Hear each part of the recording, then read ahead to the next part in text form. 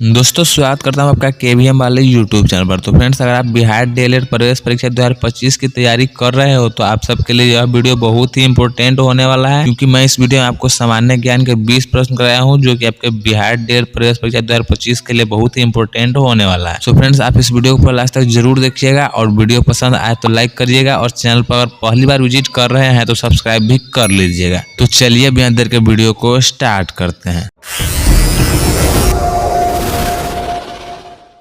तो दोस्तों, आज का पहला प्रश्न है, किस गवर्नर जनरल ने डॉक्ट्रिन ऑफ लैप्स नीति लागू की थी? डॉक्ट्रिन ऑफ लैप्स नीति, जिसे कि राज्य हड़प नीति भी कहा जाता है, इसे किसने लागू की थी? तो इस प्रश्न का सही उत्तर हो जाएगा option number A, Lord Dalhousie. Lord Dalhousie ने ही राज्य हड़प नीति, जिसे कि डॉक्ट्रिन ऑफ लैप्स नीति कहा जाता है, लागू किया था। उसके बाद अगला प्रश्न है, प्रश्न संख्या 2, बिहार में सबसे लंबी नदी कौन सी है? ऑप्शंस है, ए गंगा नदी, बी कोसी नदी, सी गंडक नदी और डी सोन नदी।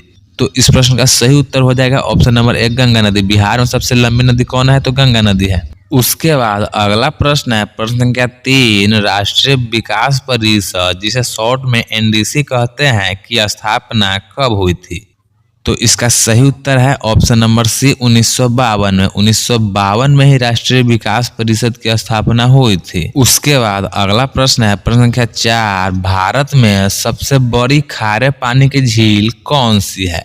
तो इस प्रश्न का सही उत्तर है ऑप्शन नंबर सी, चिल्का झील। भारत में सबसे बड़ी खारे पानी का झील कौन है? तो चिल्का झील है। उसके बाद अगला प्रश्न है, प्रश्न संख्या 5, एल नीनो किस महासागर में उत्पन्न होती है? ऑप्शंस है, ए प्रशांत महासागर में, बी हिंद महासागर में, सी अटलांटिक महासागर में और डी आर्कटिक महासागर में। तो इस प्रश्न का सही उत्तर हो जाएगा ऑप्शन नंबर ए, प्रशांत महासागर। एल नीनो किस महासागर में उत्पन्न होता है? तो प्रशांत महासागर से उत्पन्न होता है। उसके बाद अगला प्रश्न है, प्रश्न संख्या 6, भारत का सबसे पुराना परमाणु संयंत्र कौन सा है? तो आपके इस प्रश्न का सही उत्तर है ऑप्शन नंबर बी, तारापुर परमाणु संयंत्र। भारत का सबसे पुराना परमाणु संयंत्र कौन है? तो तारापुर परमाणु संयंत्र है। उसके बाद अगला प्रश्न है, प्रश्न संख्या 7, भारत में चाय का सबसे बड़ा उत्पादक राज्य कौन सा है? ऑप्शंस है, ए पश्चिम बंगाल, बी तमिलनाडु, सी असम और डी केरल।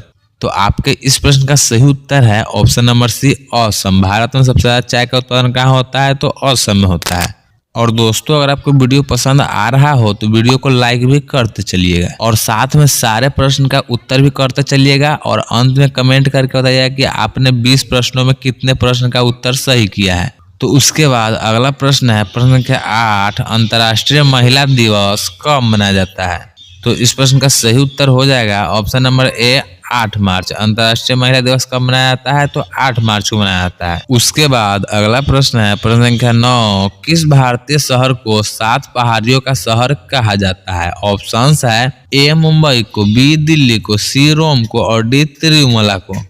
तो इस प्रश्न का सही उत्तर हो जाएगा option number D, Tirumala. Tirumala को ही 7 पहाड़ियों का शहर कहा जाता है। उसके बाद अगला प्रश्न है, प्रश्न संख्या 10, नेपानगर किस उद्योग के लिए प्रसिद्ध है? तो इस प्रश्न का सही उत्तर है ऑप्शन नंबर सी, अखबारी कागज। अखबारी कागज के लिए ही नेपानगर प्रसिद्ध है। उसके बाद अगला प्रश्न है, प्रश्न संख्या 11, कांवर झील बिहार के किस जिले में स्थित है? ऑप्शंस है, ए पटना में, बी भोजपुर में, सी छपरा में और डी बेगूसराय में। तो आपके इस प्रश्न का सही उत्तर है ऑप्शन नंबर डी, बेगूसराय में। कांवर झील बिहार के जिले में स्थित है? तो बेगूसराय में है। उसके बाद अगला प्रश्न है, प्रश्न संख्या 12, भारत में सबसे बड़ा कोयला उत्पादक राज्य कौन सा है? तो आपके इस प्रश्न का सही उत्तर है option number A, Jharkhand. Bharat में सबसे बड़ा कोयला उत्पादक राज्य कौन है? तो झारखंड है। उसके बाद अगला प्रश्न है, प्रश्न संख्या 13, कौन सा ग्रह गैस दानव के रूप में जाना जाता है? तो आपके इस प्रश्न का सही उत्तर हो जाएगा ऑप्शन नंबर बी, बृहस्पति। बृहस्पति ग्रह को गैस का दानव के रूप में जाना जाता है। उसके बाद अगला प्रश्न है, प्रश्न संख्या 14, विश्व का सबसे ऊंचा जलप्रपात कौन सा है? तो इस प्रश्न का सही उत्तर है ऑप्शन नंबर बी, एंजल जलप्रपात। तो विश्व का सबसे ऊंचा जलप्रपात कौन है? तो एंजल जलप्रपात है। उसके बाद अगला प्रश्न है, प्रश्न संख्या 15, भारत का सबसे बड़ा संग्रहालय कौन सा है?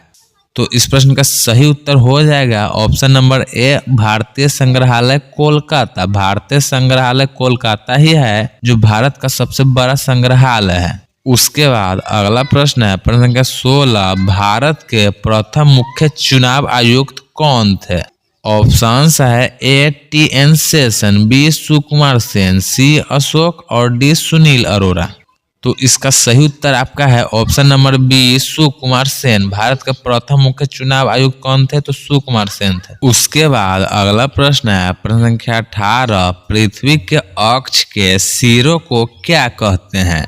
तो इसका सही उत्तर है ऑप्शन नंबर ए, ध्रुव। पृथ्वी के अक्ष के सिरों को क्या कहते हैं? तो ध्रुव कहते हैं। उसके बाद अगला प्रश्न है प्रश्न संख्या 18, भारत की स्थलीय सीमा कितने देशों को छूती है? तो इस प्रश्न का सही उत्तर है ऑप्शन नंबर सी, 7। भारत की स्थलीय सीमा कितने देशों को छूती है? तो 7 देशों को छूती है। और बात कर ले कि कौन कौन से देश भारत की सीमा के साथ छूती है, तो आपको स्क्रीन पर दिख रहा होगा उन 7 देशों के नाम। उसके बाद अगला प्रश्न है प्रश्न संख्या 19, भारत में सबसे अधिक जनसंख्या वाला राज्य कौन सा है? ऑप्शंस है ए, बिहार, बी, उत्तर प्रदेश, सी, महाराष्ट्र और डी, पश्चिम बंगाल। तो इसका सही उत्तर हो जाएगा option number B, Uttar Pradesh. Bharat का सबसे अधिक जनसंख्या वाला राज्य कौन है? तो उत्तर प्रदेश है। उसके बाद आज का अंतिम प्रश्न है प्रश्न संख्या 20, भारत में किस धर्म के अनुयायियों की संख्या सबसे अधिक है? तो आपके इस प्रश्न का सही उत्तर हो जाएगा ऑप्शन नंबर ए, हिंदू धर्म। भारत में किस धर्म के अनुयायियों की संख्या सबसे अधिक है? तो हिंदू धर्म का है। तो दोस्तों यही वो सामान्य ज्ञान के 20 प्रश्न थे जो कि आपके बिहार डीएलएड एंट्रेंस एग्जाम के लिए महत्वपूर्ण हो सकते थे, जो मैंने आपको बता दिया। उम्मीद करता हूँ कि आपको वीडियो पसंद आया होगा। पसंद आया हो तो लाइक करिएगा और कमेंट करके बताइए कि आपने कितने प्रश्न को सही किए हैं। तो अब मिलते हैं अगले वीडियो में, तब तक के लिए बाय।